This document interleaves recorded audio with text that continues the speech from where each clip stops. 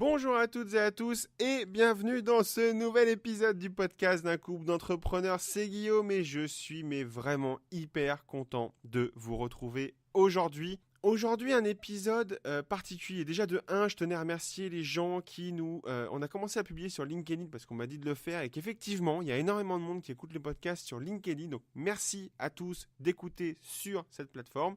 Je le repartage aussi sur Twitter et bien sûr, je vous invite à vous abonner sur Apple Podcast. C'est ce qui nous aide le plus et si vous le notez, c'est encore mieux, 5 étoiles de préférence. Aujourd'hui, une question qu'on nous a posée la semaine dernière, c'est-à-dire qu'on était tranquillement en train de discuter, puis les gens suivent un peu notre actualité aussi bien sur notre page Facebook et vous savez qu'on a notre entreprise et de création multimédia qui est la photo, on a le studio, Céline et moi sommes actifs dans les réseaux et on nous a posé une question assez cash, comme j'aime.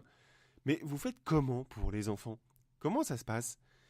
Et c'est vrai que cette question, elle est très intéressante parce que quand on s'est lancé avec Céline ou quand on se lance dans le monde de l'entrepreneuriat, la phrase qu'on se dit, c'est évidemment, bon, ok, il y a les enfants, mais je vais me débrouiller, je vais bricoler, je vais avoir la famille, je vais avoir plein de choses. Et il y a deux possibilités. Soit vous trouvez une solution à votre problème et finalement, coup de bonheur, vous vous lancez. Et puis, il y a ceux qui sont un peu moins courageux et puis qui vont se dire, bah non, ça va être trop compliqué avec les enfants et ainsi de suite. Et en fait, honnêtement, quand on s'est lancé, on ne pensait pas qu'on allait avoir autant à jongler entre les enfants et notre activité. Très honnêtement, c'est pas quelque chose qui était évident pour nous à l'époque. Et aujourd'hui, je pense que si on se reposait la question, on n'aurait peut-être pas la même réponse aussi cash. Maintenant, je vais découper ce podcast en deux parties. La première partie qui est plutôt comment on fait pour les enfants quand on a des soirées réseau ou des AG ou des événements importants où on ne peut pas ne pas être là. Et deuxième partie, c'est vraiment comment on fait quand on travaille le samedi et un peu le dimanche, surtout en période de fête comme nous actuellement. Déjà, je vais être très honnête, si vous vous posez des questions pour les enfants, c'est une bonne chose, mais il ne faut pas que ça vous empêche de vous lancer. Il y a pléthore de solutions aujourd'hui pour faire garder les enfants. Bien sûr qu'il y a besoin d'argent, c'est pas la question. Bien sûr qu'il faut payer une prestataire ou une boîte qui s'occupe de vos enfants, mais faites bien le calcul entre le moment où vous partez pour faire un événement réseau, ce que ça peut vous rapporter pour votre entreprise, et potentiellement la partie avec la babysitter qui a un coût elle aussi. Nous avec Céline, c'est plutôt très simple. Pour la partie soirée, on a une babysitter à la maison qu'on connaît très bien, qui connaît très bien les enfants, que les enfants adorent parce que c'est un peu quartier libre à la maison quand elle est là. Et c'est vrai qu'on lui fait entièrement confiance. Plusieurs fois, elle est allée chercher les enfants à l'école, une ou deux fois, pas plusieurs fois. Une ou deux fois, elle est allée chercher les enfants à l'école le soir, les a récupérés, les a emmenés à la maison, les a fait manger, coucher et manger. Ça, c'est vraiment c'est notre meilleur nounou qu'on a aujourd'hui. Les enfants ne sont vraiment pas inquiets et nous, on n'est vraiment pas inquiets de ça. C'est un format qu'on a bien utilisé autant quand on ne peut pas aller les chercher, ce qui arrive très rarement, mais surtout très souvent quand elle vient les récupérer, quand elle vient surveiller à la maison la nuit, que tout se passe bien. En général, les événements réseau commencent à 19h.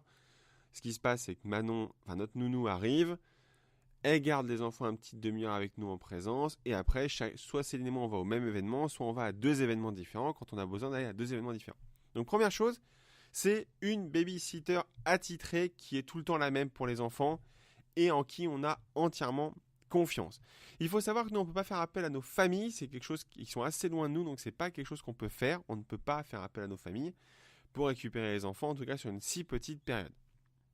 Ensuite, vient la question de tous les commerçants, comment on fait le samedi ? Le samedi, c'est très simple, on jongle entre les activités de l'un, les activités de l'autre, parce que je vous rappelle qu'on a Lucas et Léa, et le studio. Et là, c'est un grand jeu de chaises musicales le samedi. Les clients ne le voient pas, mais nous, on le sait bien.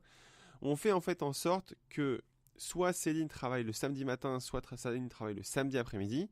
Ça, c'est quand on peut scinder la journée en deux. Soit, tout simplement, on va faire en sorte de se les passer au studio pour se passer un peu le ballon comme une balle de rugby. D'accord ?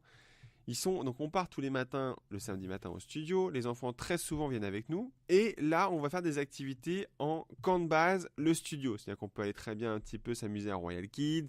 On peut très bien emmener l'un chez un copain ou une copine pour qu'ils passent l'après-midi ensemble ou la journée ensemble pour jouer à Fortnite. Léa, ça va plus être on fait des dessins au studio. Bref, ils sont très très souvent avec nous le samedi. Et on adore ça. Et eux, par contre, quand ils ne peuvent pas venir au studio parce qu'ils ont d'autres activités, type les potes, type le poney ou des choses comme ça, ils sont pas hyper contents et à un moment ou à un autre, ça leur manque.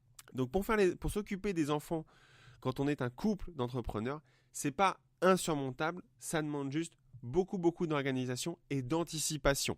D'accord ? C'est-à-dire qu'on fait très attention à proposer des créneaux de séance qui nous permettent de jongler avec les enfants et on fait très attention à ne pas signer des prestations le samedi qui peuvent mettre en péril notre organisation du samedi. Donc vous inquiétez pas, si vous avez des enfants, vous pouvez vous lancer sans aucun souci.